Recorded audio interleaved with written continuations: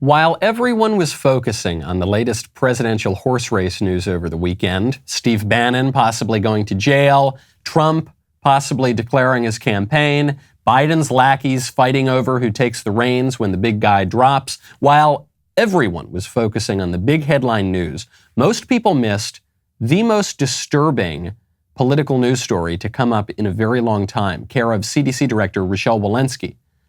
2 little kids just came down with monkeypox. We do have seen now 2 cases that have occurred in children. Both of those children are traced back to individuals who come from the men who have sex with men community, the gay men community.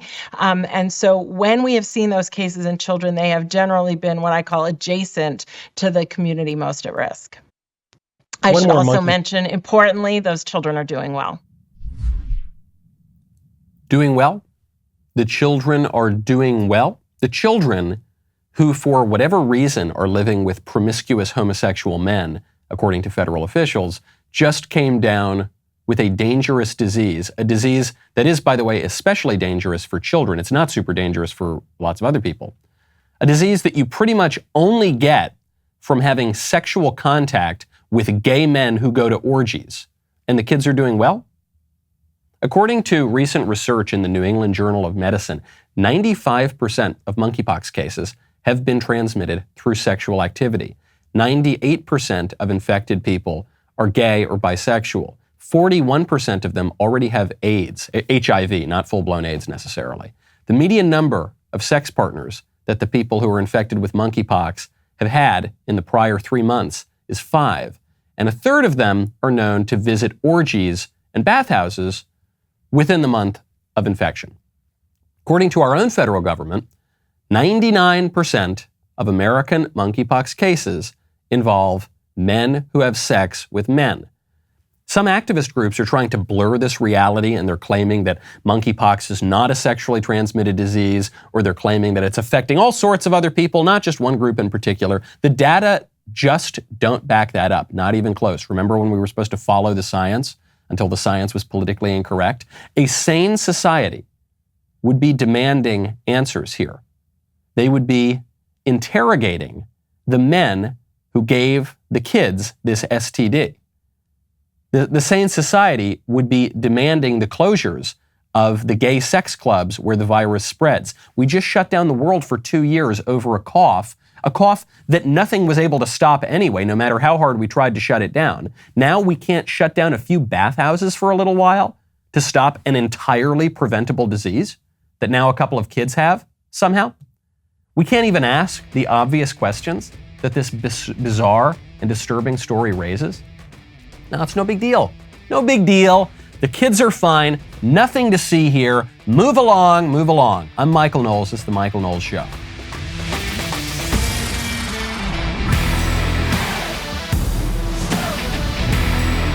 Welcome back to the show. My favorite comment on Friday is from Janelle Austring, who says, as a wise man once said, the kids aren't all right. So true. You were saying that with regard to what we were talking about on Friday, but absolutely holds up even truer when we get to this extremely disturbing story today. When you want to protect yourself, you want to protect your community, you want to protect your home, you know what you got to check out? You got to check out Ring.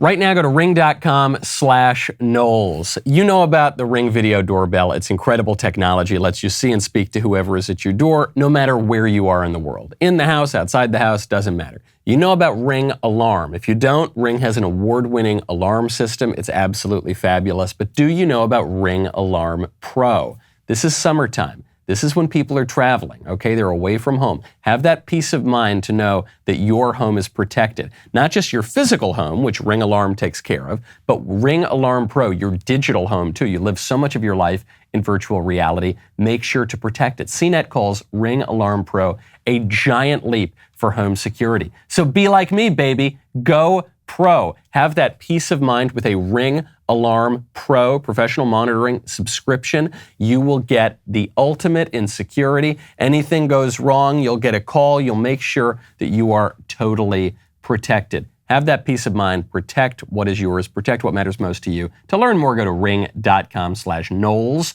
That is ring.com/Knowles. It's not a big deal. What's the big deal? Move along. It's okay. Everyone's doing fine. Everything's just great. Do things feel just fine and great to you? When you hear a story like this, kids got this STD that you pretty much only get from gay orgies. Little kids got it. And even the CDC is saying they got it from these gay guys without answering any of the questions. What's the relationship here? What do you mean household transmission? No, it's okay. Never mind. Don't ask any questions. It's fine. Right now, the CDC, the public health authorities, are trying to have it both ways. They're trying to scare everybody about monkeypox and everyone's risk of getting monkeypox. But they can't get past the scientific facts, which is that virtually everyone who's getting this is getting it from promiscuous gay sex. So then when they say, well, actually, even kids can get monkeypox, the obvious next question is, how? How did that happen? Oh, never mind. Don't ask that question. Just be afraid of this virus. The virus that essentially only affects this one very niche community. No, it's no big deal. Stop asking questions, especially stop asking questions about the sexual revolution. This is something we've heard. It's not just homosexuals. This is something we've heard for 60 years now. At every single stage of the sexual revolution, going all the way back to the 60s, even going back further, at every single stage, people will say, oh, what's the big deal? Come on, what's the big deal? Stop being such a prude. You're such a square. No, it's not. What's the big deal about free love? What's the big deal about promiscuous sex? What's the big deal about the hookup culture? What's the big deal about ubiquitous contraception and then abortion, which followed shortly thereafter? What's the big deal with redefining marriage? What's the big deal with the transgender movement? What's the big deal if a guy wants to pretend to be a woman? What's the big deal with the guy going into the girls' locker room? What's the big deal with the guy taking the trophies from the women? What's the big deal now with transing 2-year-olds? 2-year-olds, that's the story.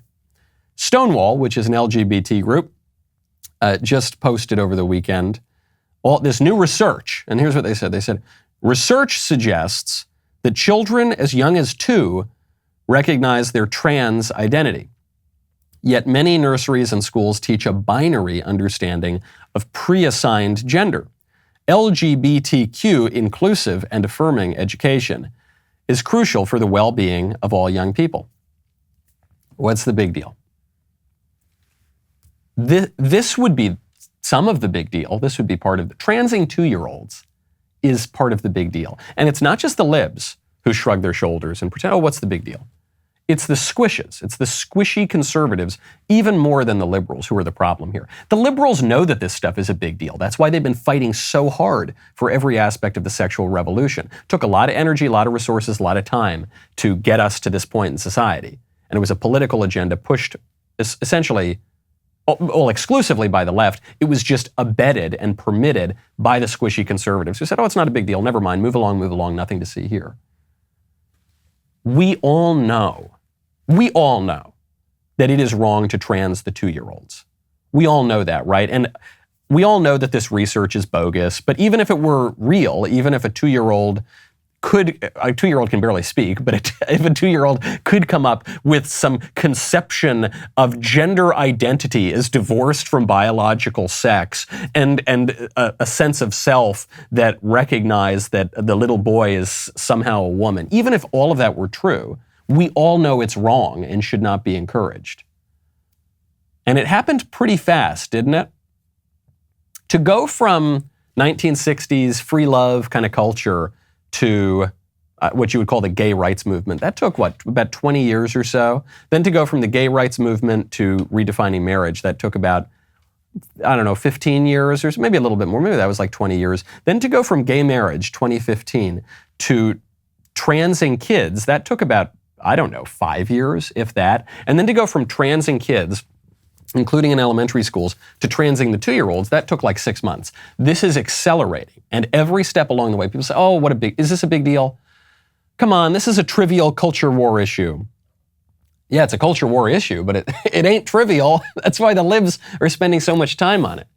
We all know, if anyone here has ever had a 2-year-old, and you can picture these predators, these political predators coming up and trying to trans your little 2-year-old, you would probably feel an instinct to violence, okay?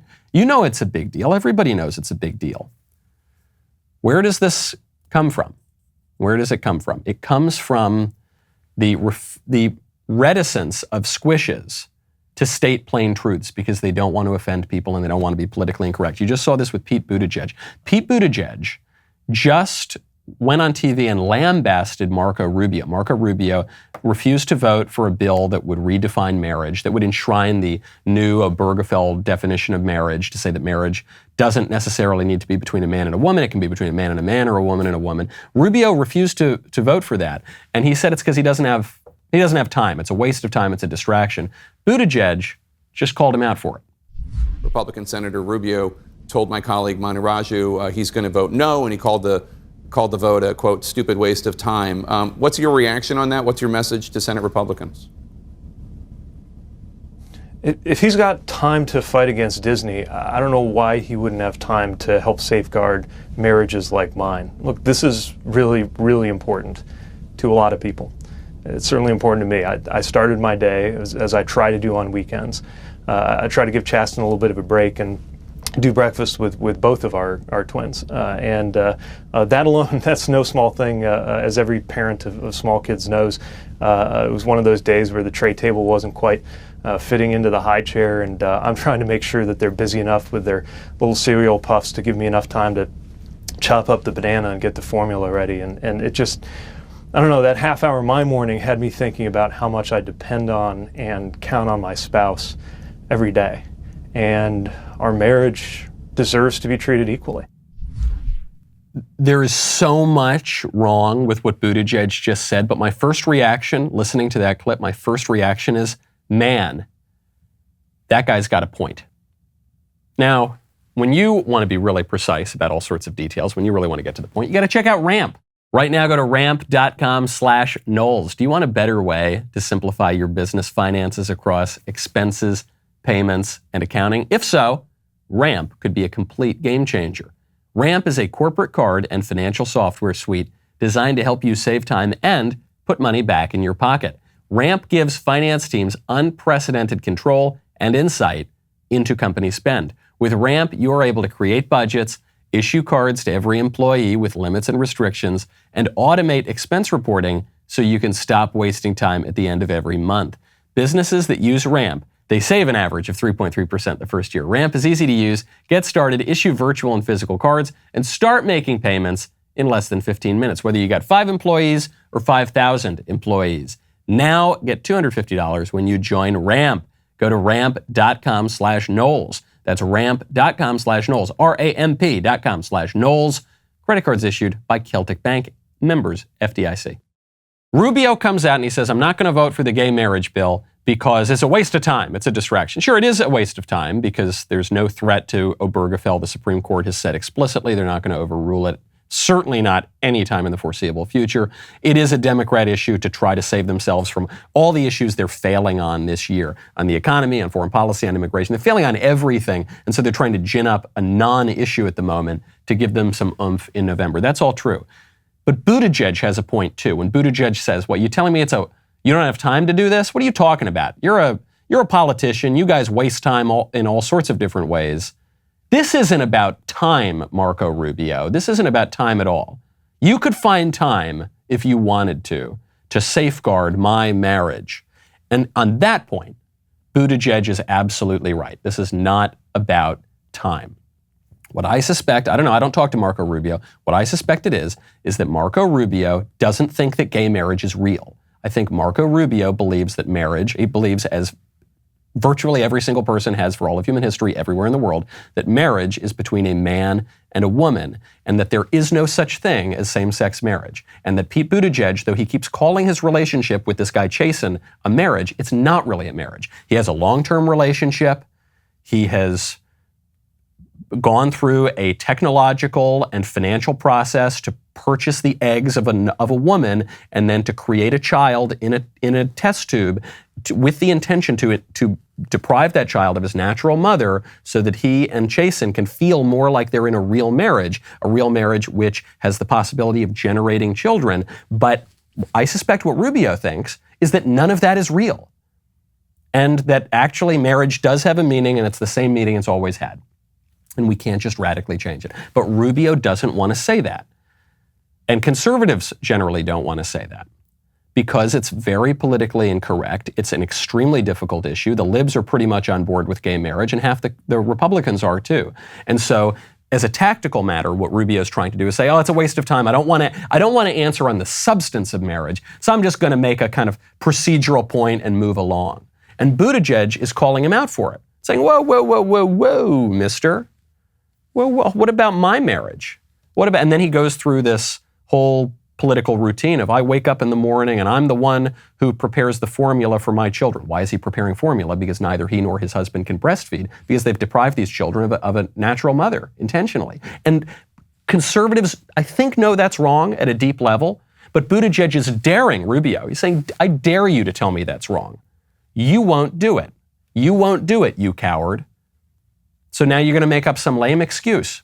And in defense of Rubio, I don't think Rubio is necessarily inexcusable here in his tactic. I think this is probably the best political tactic that Rubio can use at the moment. And in the short run, it might get him past this vote, might get them past the midterms. Maybe it's the smart play to make in the short run. In the long term, though, that's never going to work. In the long term, all that is, that we don't have time, this is a distraction, all that is a surrender on the issue of marriage.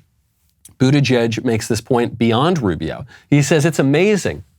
I go and I talk to these Republicans and we have a nice conversation. And then they go ahead and vote against my marriage? I don't understand how such a majority of House Republicans voted no on our marriage on as recently as Tuesday, hours after I was in a room with a lot of them talking about transportation policy, having what I thought were perfectly normal conversations with many of them on that subject, only for them to go around the corner and say that my marriage doesn't deserve to continue. Pete doesn't understand that. So let me explain it, because I understand how this could be confusing. Here's how you explain that. Most Republicans, most conservatives are nice people. Generally speaking, they're nice people who wish only the best for Pete Buttigieg and Chasten and everybody with all sorts of eccentric sexual views and desires and identities and everything. They really wish the best for everybody. And the Republicans and the conservatives, they want to work with everybody in good faith, but they still believe that marriage has the meaning that marriage has always had.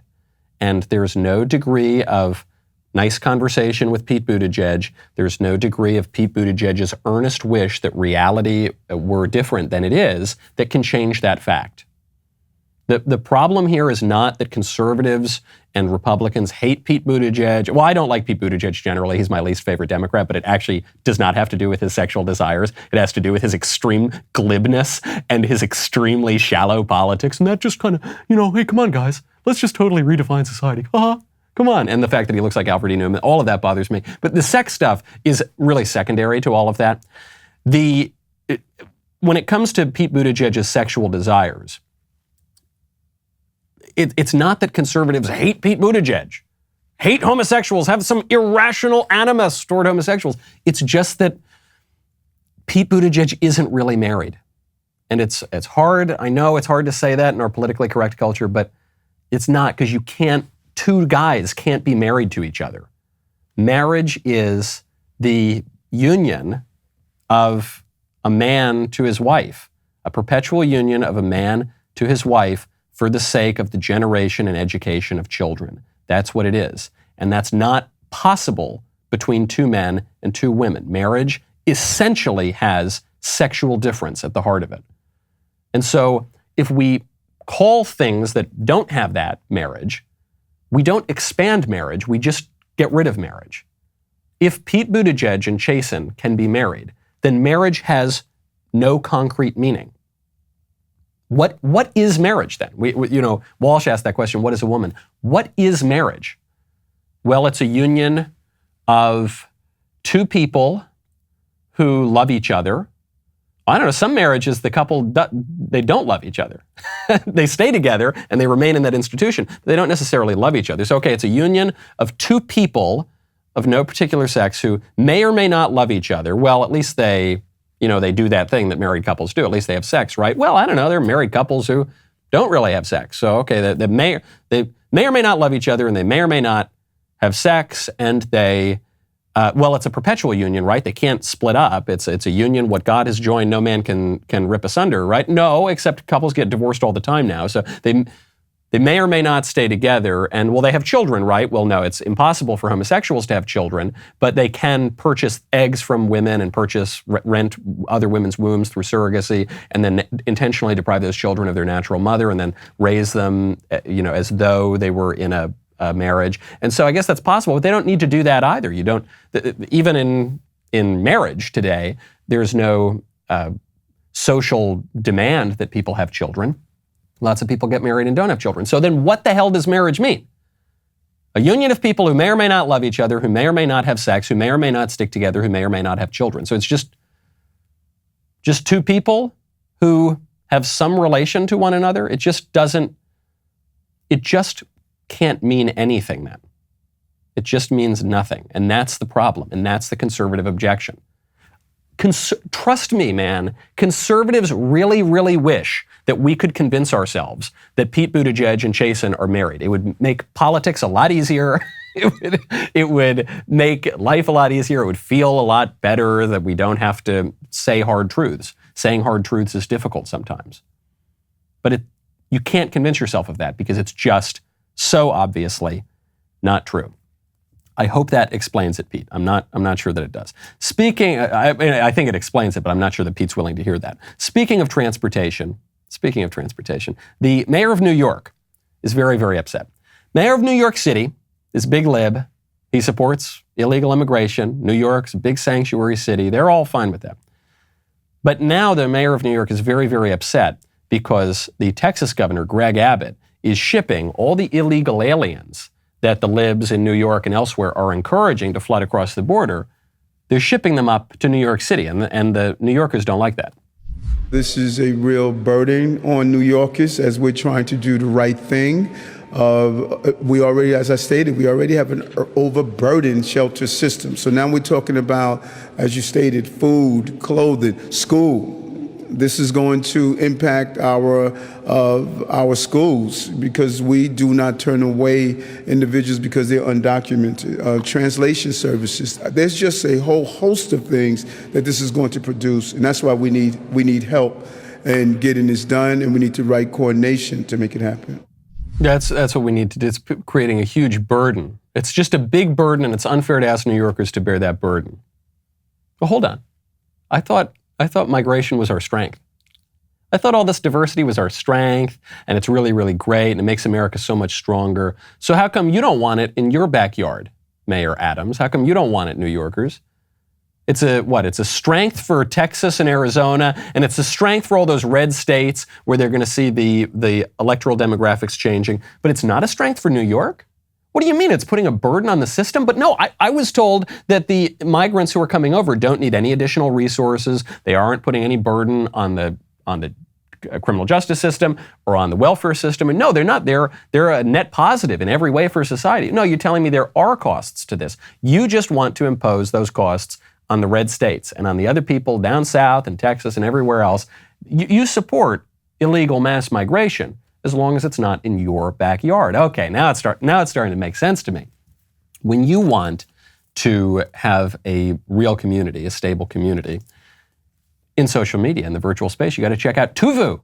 Right now, go to tuvu.com/Knowles. We're facing a mental health crisis that is directly linked to big tech social media platforms. These platforms are designed to addict you to likes, the affirmation of others, not very healthy. They're funded by advertising that, for the first time in history, is tailored specifically, individually, for you.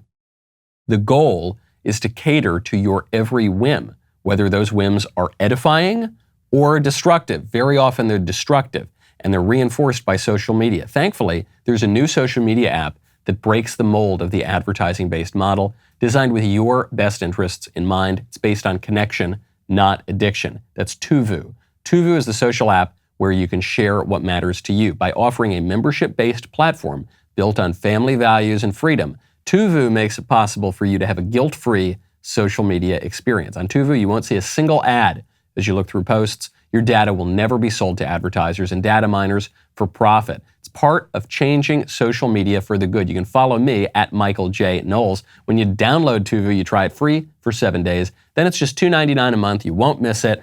Go to tuvu.com/Knowles, okay? I know the other social media apps seem free. When they're free, you're the product, okay? Head on over to Tuvu. You can download the Tuvu app on Google Play or the App Store. And remember to follow me. I want to talk to you about Daily Wire Plus. Right now, Daily Wire Plus is our growing place for movies, documentaries, and content that you will not see anywhere else, including, very soon, kids content. What Daily Wire Plus ultimately will be is an independent multimedia empire beholden to no one. This means we are not subjected to shareholder rules or coerced by PC culture to go against our core beliefs. This is really, really important, and pretty much no one else has ever done this, and it's great. The content you see on Daily Wire Plus is untarnished by the woke establishment. To support us, head on over to dailywireplus.com. Become a member today and get 35% off your new membership. That's dailywireplus.com. We'll be right back with a lot more.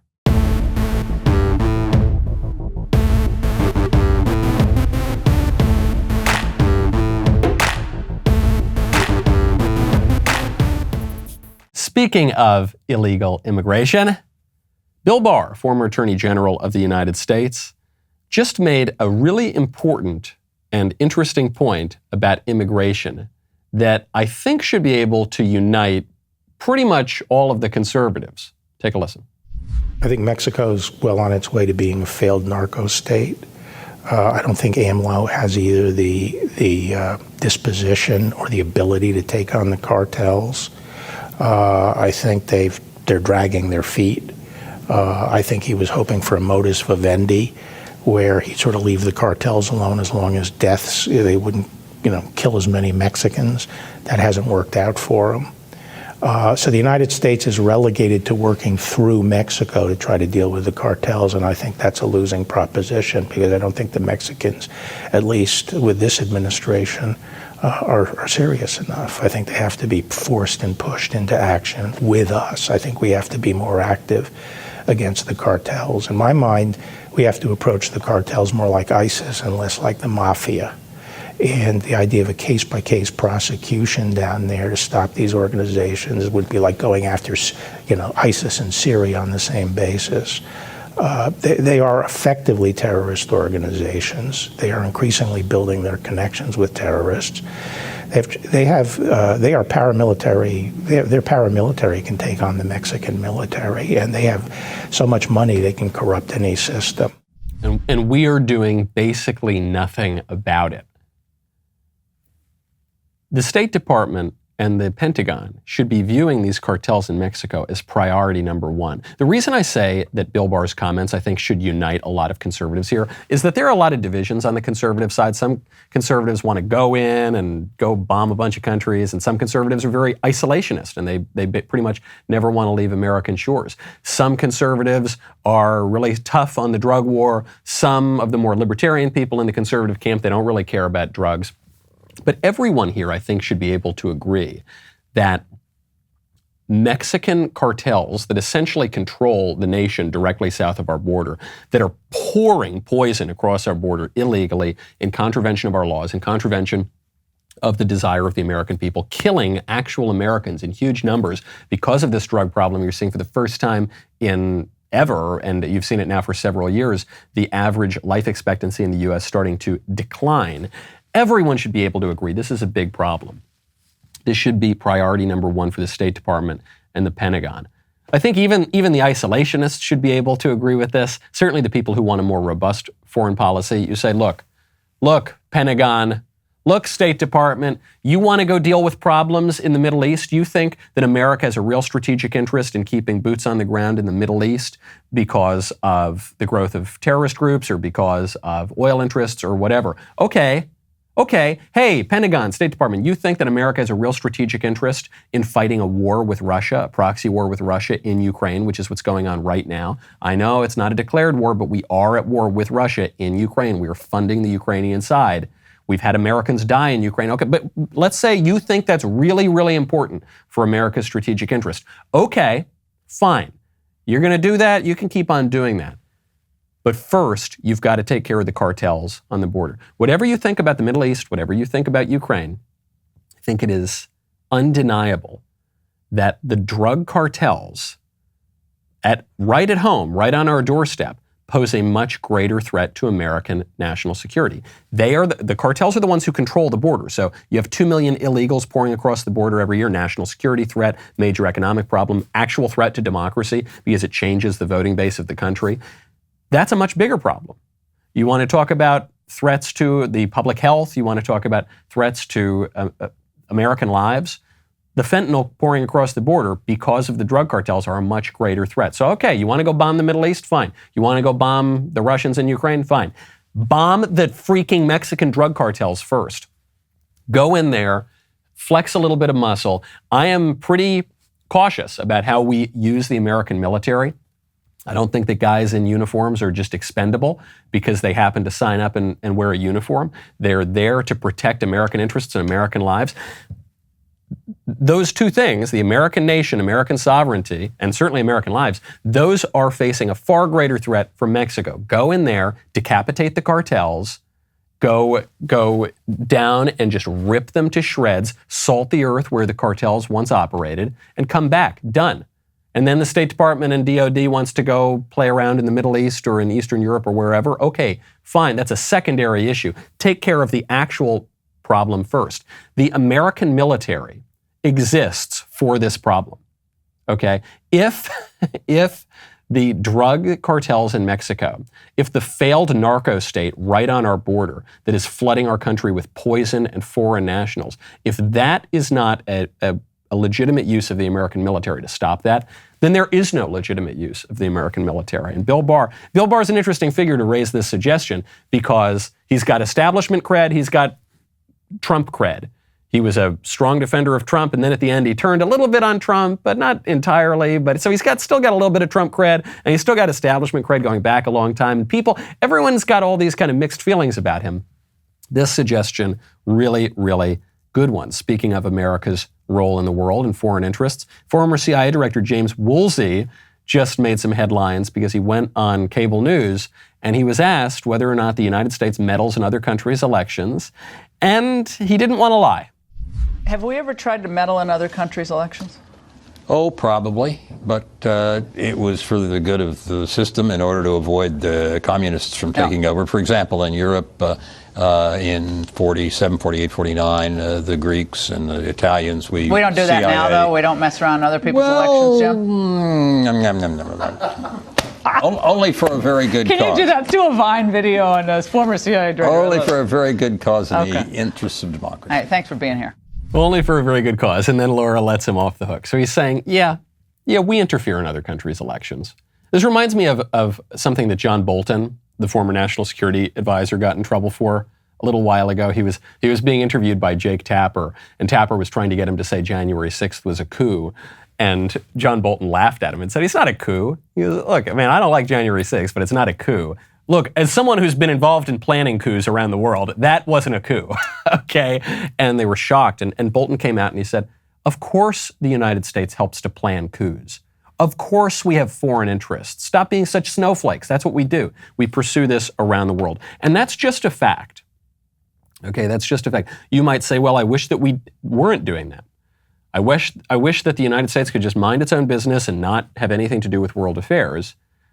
And maybe there's a kind of admirable or noble aspect to that wish, but it's just a pipe dream. Powerful countries have interests. Powerful countries pursue those interests around the world. That has always been the case. That will always be the case. And no amount of wishful thinking is going to change that. It's kind of the theme of today's show. I know you've got wishful thinking, but reality is reality, okay? And that's true on domestic issues, social issues. It's true around the world.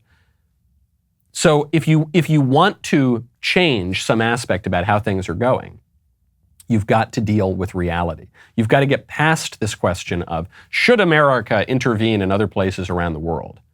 And you've got to ask what I think is a much more relevant question, which is, how should we intervene? We are going to intervene. All powerful nations always protect their interests around the world. That always happens. There's no way around it. Marriage has a meaning. Marriage has always had a meaning. Marriage will always have that meaning.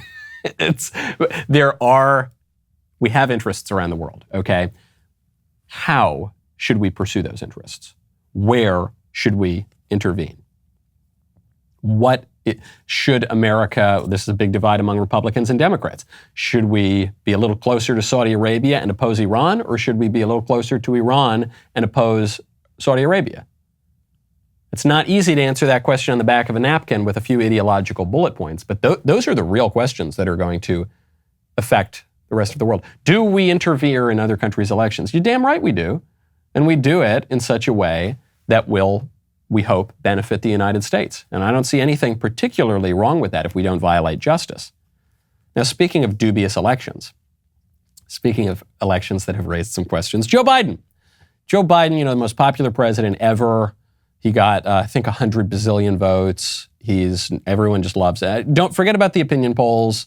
Forget about the dismal approval ratings he's got. He's the most popular guy ever.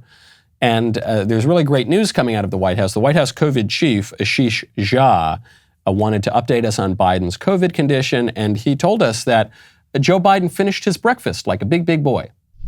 He slept well last night. He ate his breakfast and lunch.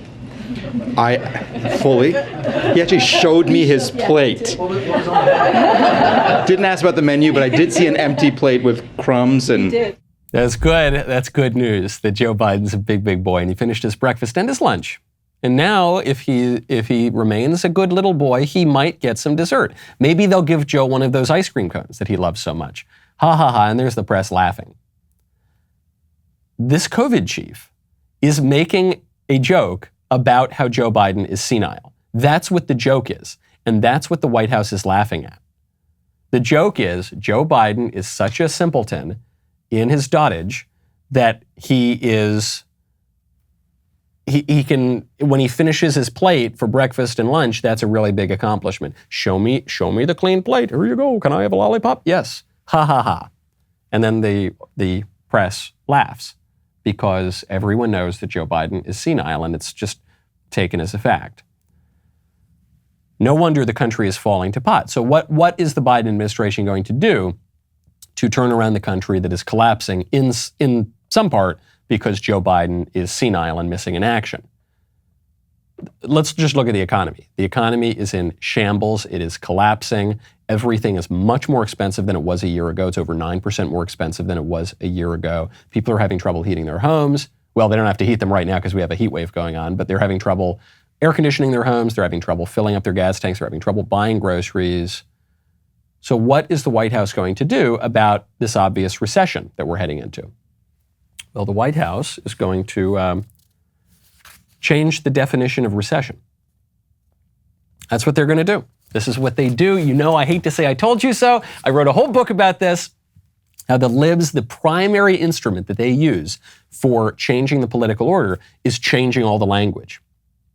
That's why the word marriage matters. They didn't win any debate over what marriage is. They just changed the definition of marriage. That's why the transgender debate matters. They didn't win any debates over transgenderism. They just changed the definition of man and the definition of woman. Now, if you Google it, the definitions are actually different because the libs just try to change reality by artificially altering the meanings of the words. And now they're doing it with recession. This from Jackie Heinrich, Bracing for Impact. Even if Thursday's GDP report shows a second consecutive quarter of negative growth, you won't hear the Biden administration using the R word. Here's what the White House is saying. I got it right off the White House website.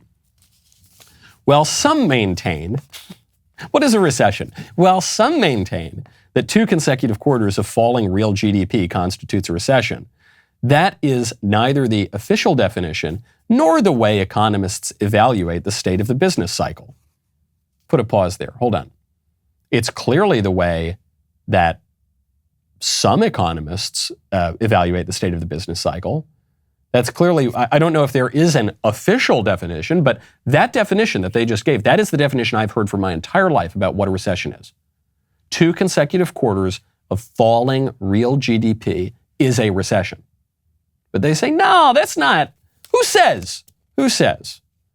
And then the White House concludes, it is unlikely that the decline in GDP in the first quarter of this year, even if followed by another GDP decline in the second quarter, indicates a recession.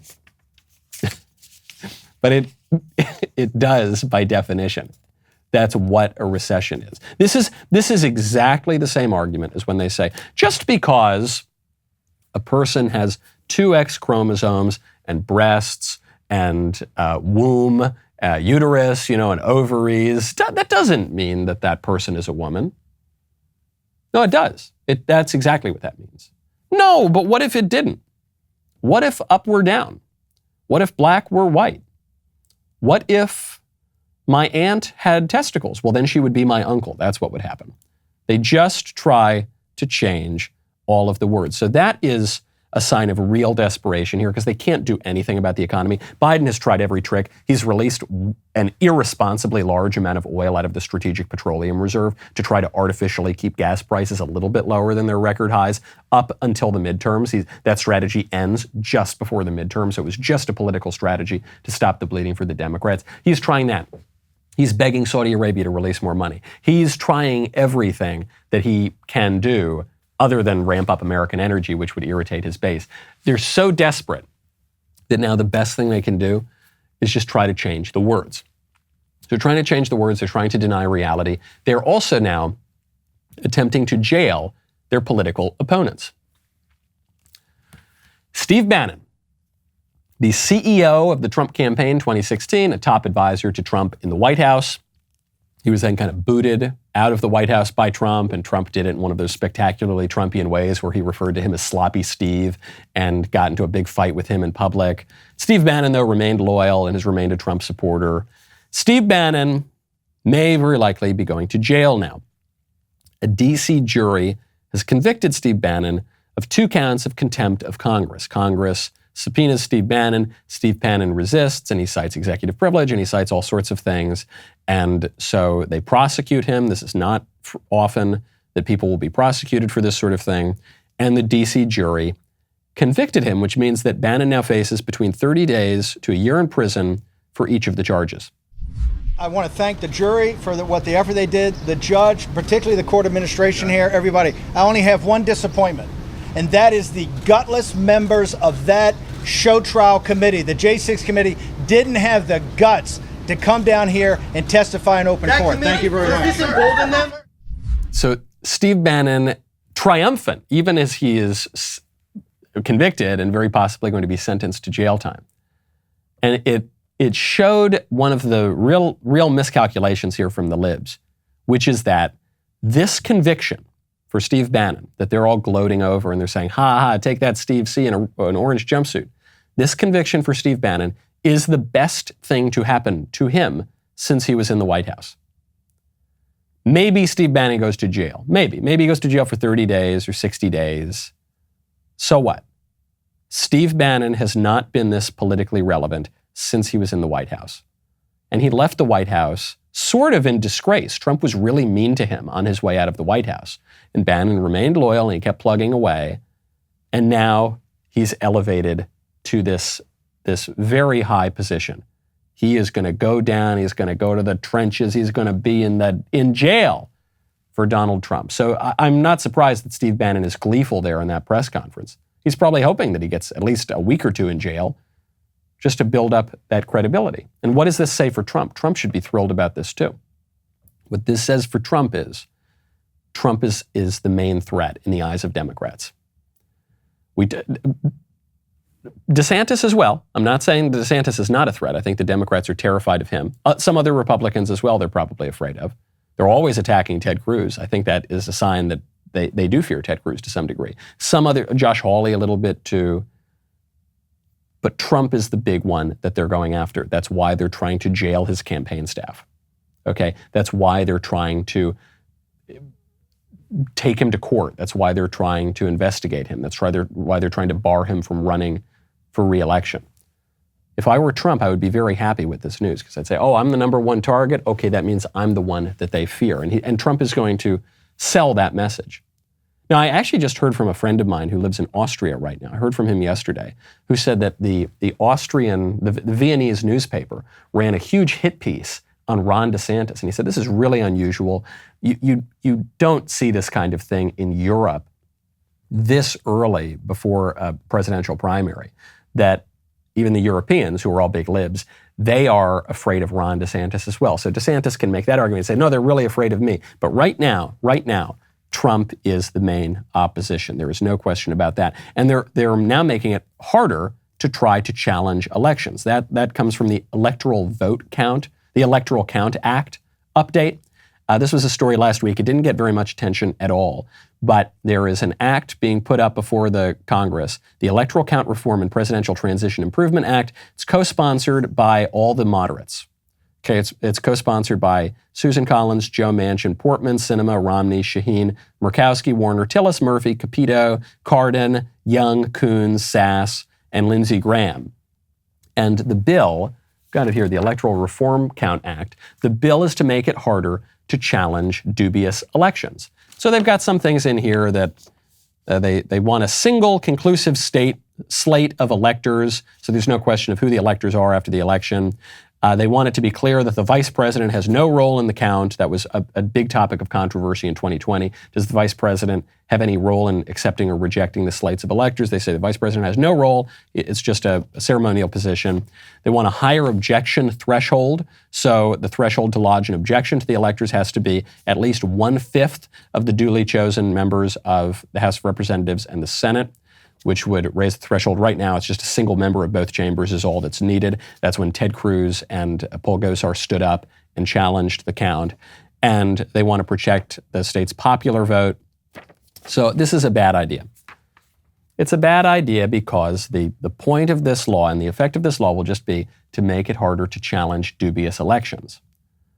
But the problem is the elections are becoming more dubious. The elections are becoming susceptible to fraud. In 2020, whatever you think about Joe Biden or Donald Trump or who won the election, it is undeniable that they changed so many of the rules right before the election in ways that made the election much more vulnerable to fraud, even by the standard of Barack Obama, even by the standard of the Democrats, by extending election day to election week or election months, by pushing widespread, in many cases unsolicited mail-in ballots in contravention of the state constitution of Pennsylvania, for instance, by all of these, by taking forever to count the ballots, by stopping the ballot counts in the middle of the night for some reason, by on and on and on. You see elections that are more dubious, that are more vulnerable to fraud. And at the very same time, the squishes are pushing to make it more difficult to challenge those elections.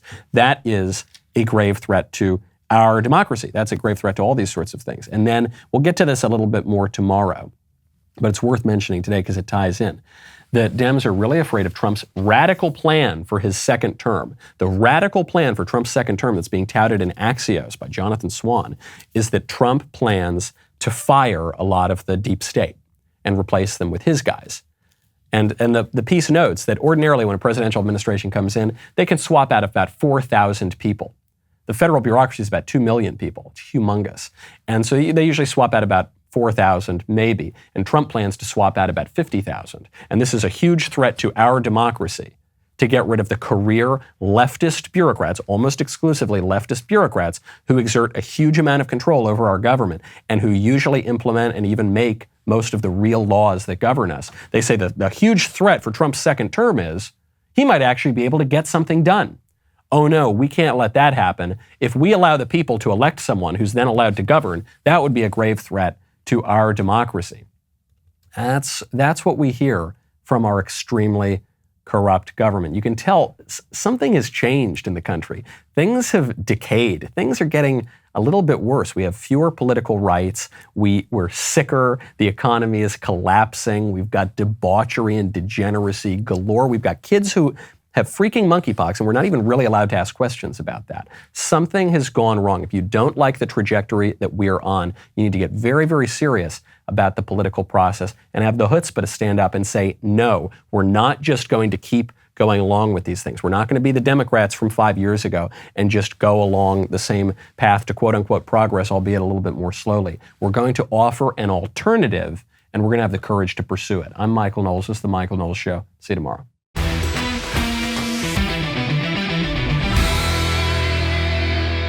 The Michael Knowles Show is produced by Ben Davies. Executive producer, Jeremy Boring. Supervising producer, Mathis Glover. Production manager, Pavel Vidovsky. Editor and associate producer, Danny D'Amico. Associate producer, Justine Turley. Audio mixer, Mike Coromina. And hair and makeup by Cherokee Hart.